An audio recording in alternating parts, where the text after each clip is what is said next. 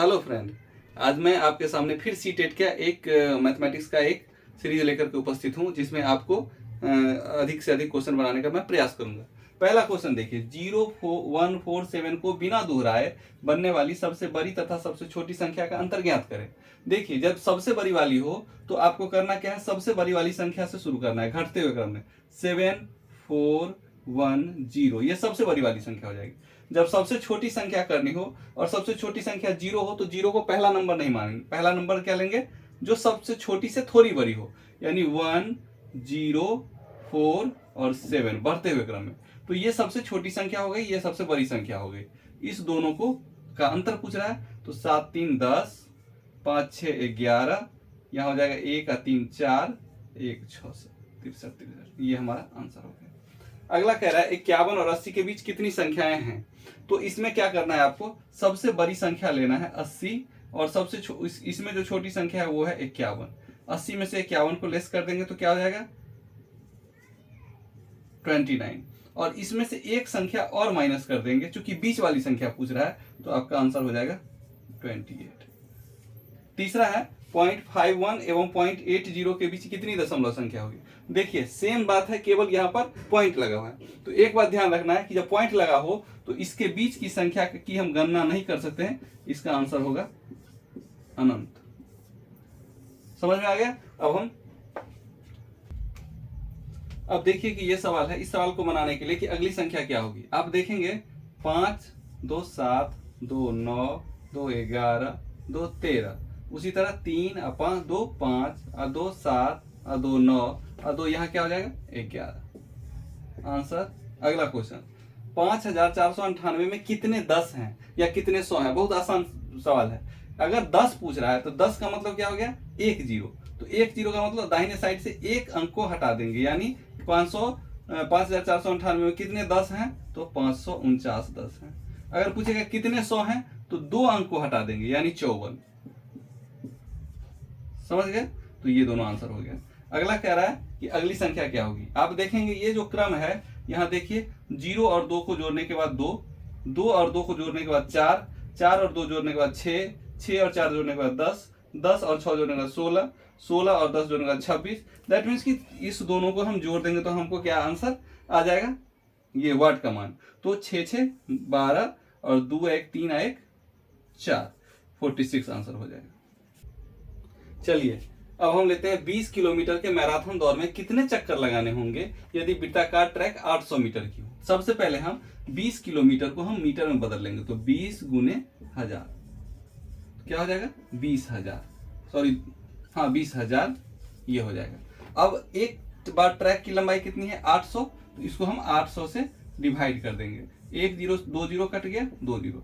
अब 8 से इसको काटेंगे तो क्या कटेगा 8 दूनी 16, उतर गया क्या 4 0, 8 5 40। कितने चक्कर लगाने पड़ेंगे 25। कह रहा है ABCD कुल 137 सेबों को बराबर बराबर बांटना चाहता है, कुल कितने सेब कम होंगे बांटने में। तो ऐसी परिस्थिति में कुल संख्या कितनी है 4, तो 137 में हम क्या करेंगे, पहले 4 से भागा दे देंगे। 137 में हम पहले 4 से भागा दे देंगे, तो 4 तिया 12, उतर गया क्या 1 और 7, फिर 4 चौका 16, उतर गया क्या 1। ये हमारा रिमाइंडर 1 हो गया।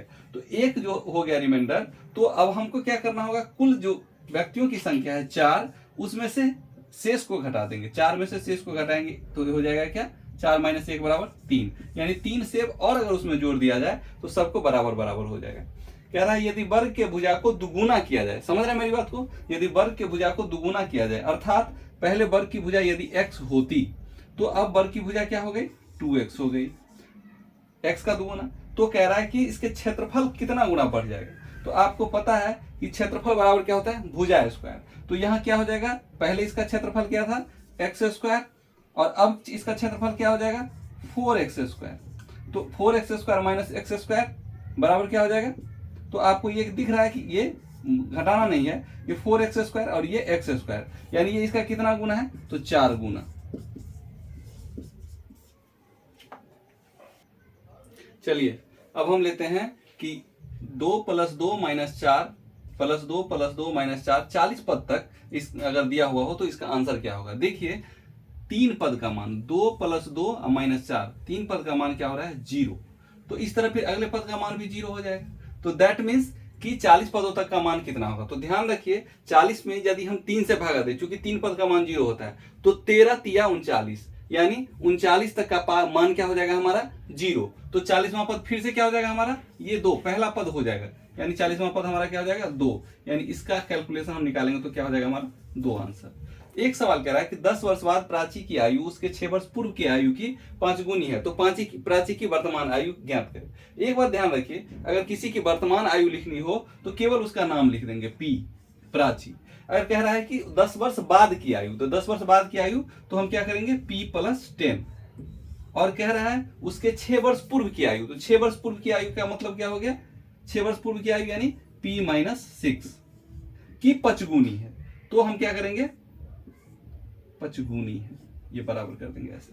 तो कह रहा है प्राची की वर्तमान आयु ज्ञात करें। ध्यान रखिए जब बाद की आयु कहेगा तो प्लस कर देंगे, और पहले की आयु कहेगी या पूर्व का आयु कहेगा तो माइनस कर देंगे। तो क्या हो जाएगा यहाँ P+10 बराबर 5P-30। अब देखिए इस P को उधर ले जाएंगे तो क्या हो जाएगा 4P, 5P - P बराबर 4P, और इसको इधर ले आएंगे तो क्या हो जाएगा प्लस में आ जाएगा ये, तो क्या हो जाएगा 30 और 10 40। फिर आप इस 4 से इस 40 को काट देंगे तो प्राची का मान क्या आ गया, P का मान आ गया 10, यानी प्राची की वर्तमान आयु क्या है 10। अगला क्वेश्चन देखते हैं कि 1 किलोमीटर का 3/5वां भाग क्या होगा। हम सबसे पहले किलोमीटर, आप जानते हैं कि 1 किलोमीटर बराबर होता है 1000 मीटर, तो किलोमीटर को हम मीटर में बदल देंगे। उसका 3/5वां भाग कर रहा है, गुने 3/5, 5 से इसको काटेंगे तो क्या हो जाएगा 200, अर्थात क्या हो जाएगा 600 मीटर हमारा आंसर होगा। चलिए, राम प्रतिदिन 16 गिलास पानी पीता है, यदि गिलास में 300 मिलीलीटर पानी आता हो तो वह कितना लीटर पानी एक दिन में पीता है। तो आपको क्या करना है कि 16 × 300 अर्थात 16 तिया 48, 4800 मिलीलीटर पानी पीता है। और आपको पता है कि 1 लीटर बराबर होता है 1000 मिलीलीटर, तो आप 1000 से इसको आप भागा दे देंगे, 1000 से भागा देंगे, दैट मीन्स कि नीचे 3 जीरो है, तो इधर दाहिनी तरफ से 3 अंक गिन करके दशमलव बैठा देंगे, तो आपको क्या आ जाएगा 4.8 लीटर पानी वह प्रतिदिन पीता है। समझ में आ गया। अगला प्रश्न है, मैप में 1 सेंटीमीटर बराबर 200 किलोमीटर के, तो दिल्ली से शिमला मुंबई होते कश्मीर की दूरी क्या होगी यदि दिल्ली से शिमला 2.5 सेंटीमीटर, शिमला से मुंबई 4.5 सेंटीमीटर और मुंबई से कश्मीर 3 सेंटीमीटर हो।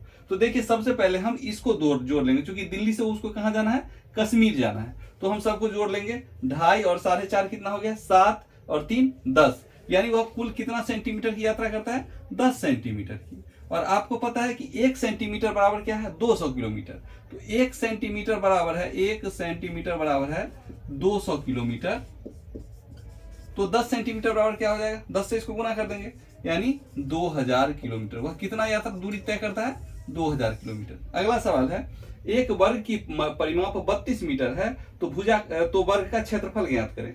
सबसे पहले परिमाप बराबर क्या होता है 4 × भुजा, 4 × भुजा, और वर्ग का क्षेत्रफल बराबर क्या होता है भुजा स्क्वायर, भुजा स्क्वायर।